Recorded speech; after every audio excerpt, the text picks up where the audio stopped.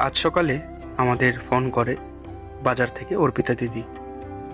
তার বাড়ির সামনে নাকি একটি ছোট্ট বাচ্চাকে সকাল সকাল কোনো এক 4 চাকা গাড়ি এসে ধাক্কা মেরে চলে যায়।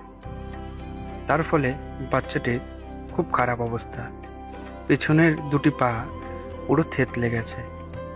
আমরা দেরি না করে সকলে মিলে বাচ্চাটিকে ধরে হসপিটাল নিয়ে যাই। তারপর তার 1 ঘন্টা ওটি করানো হয়।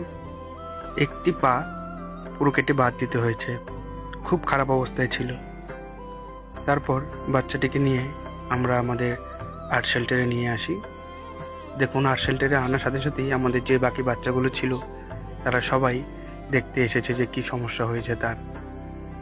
তারপর বাচ্চাটিকে আমরা শেল্টারে রেখে তাকে খাবার দিই, দেখি খাবারটা খাচ্ছে বাচ্চাটি। আশা করছি এইভাবে যদি খাওয়া দাওয়া সে ঠিকঠাক করে, মেডিসিন চলে, তাহলে অবশ্যই তাড়াতাড়ি ঠিক হয়ে যাবে।